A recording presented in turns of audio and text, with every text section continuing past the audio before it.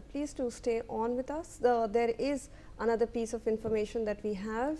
According to sources, following the death of Ajit Pawar, his wife Sunetra Pawar could be made the Deputy Chief Minister of Maharashtra.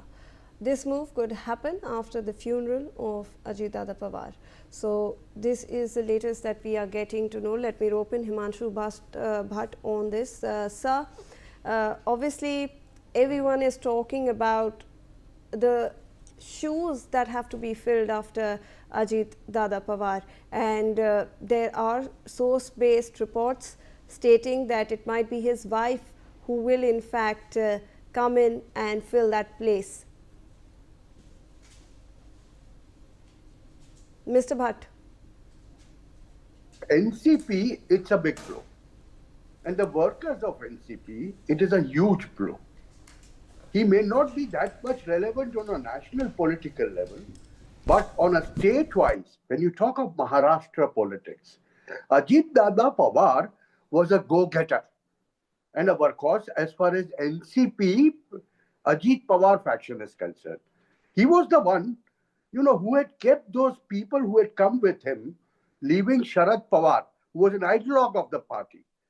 NCP's other faction was totally wiped out in the state assembly elections. The reason for that was Ajit Pawar had the neck of staying in the center of power somewhere.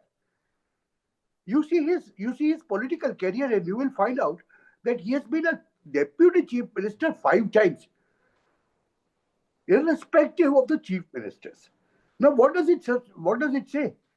It says any party in the power, he is going to be there next to that. And that is what was benefiting the people of Baramati to a great extent and the supporters of NCP. Now, with the split with Sharad Pawar, and Sharad Pawar being up the hill, whether we like it or not, we have to accept it. He is not active in the politics. Mere passing on one statement here, one statement there doesn't make you active. And Sharad Pawar doesn't have the wherewithal today by health ways to work like Ajit Pawar for 14, 16, 18 hours. In such a scenario, Ajit Pawar going out of that will create one hell of a problem. As far as NCP is concerned, there were some talks of, both the faction coming together. That could have been a very successful one, maybe after 2 years, had Ajit Pawar was there. But now, on one side, you are expecting Supriya Sule to take over the reins of NCP, and on the other side, Ajit Pawar's wife made a deputy chief minister. Well, that might happen. That might well happen. The reason for that is BJP has a tendency of going along with their trusted partner, their partners. If a partner has not deceived him, BJP will not let him go. That's a fact of life. And in such a scenario, I don't discount that fact that, Ajit Dada's wife comes in as a deputy chief minister or as a minister in the Maharashtra cabinet. Yes, that can happen. But, it will not alter the Maharashtra government's thinking or Maharashtra government's, plans.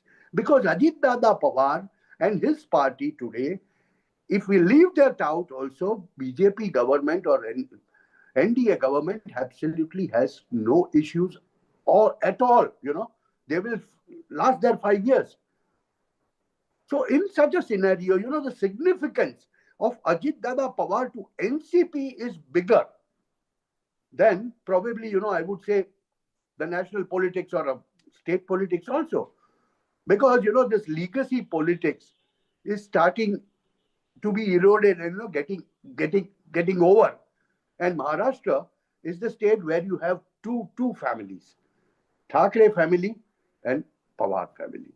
And both of them, one way or another, one by nature's way, other by electoral defeat, are getting eroded. And if they are finished, I'll not be surprised. In fact, I have another piece of information for our viewers. Following the crash in which Maharashtra Deputy Chief Minister Ajit Pawar in fact passed away, we are learning that the DGCA has been directed to submit a detailed crash investigation report. So, this is the latest bit that is coming in. Let me rope in Group Captain Dr. V.N. Jha on this. Sir, obviously, the DGCA has swung into action. They are seeking a detailed crash investigation report. We were just talking about how difficult the Baramati airfield might be because of the lack of landing aids. What more could you expand on this front? Well, to be frank, there are many airports in India itself which have got challenges. As good as every day people land at shorter, smaller airports. So that is one. Secondly, is that some of the airports are, airstrips are at the tabletop. You have already heard about the, various accidents happening somewhere in the Karnataka at some places. So those are the challenges of the different types of airport, of the airstrips. Airstrips at a slope poses another series of orientation problems. That is something different. But here in this case, previous speaker had talked about that there were only 5. I think there were 7 aircraft accidents of the Learjets, especially the initial 2 versions. There were 2 accidents. One was in June, I think, 2003. Another was in 2008 as well. And that time it was suspected that the body of the aircraft as well as the control surfaces, they had some anomaly. So in 2007, this aircraft was upgraded with some small changes, especially in the control handling.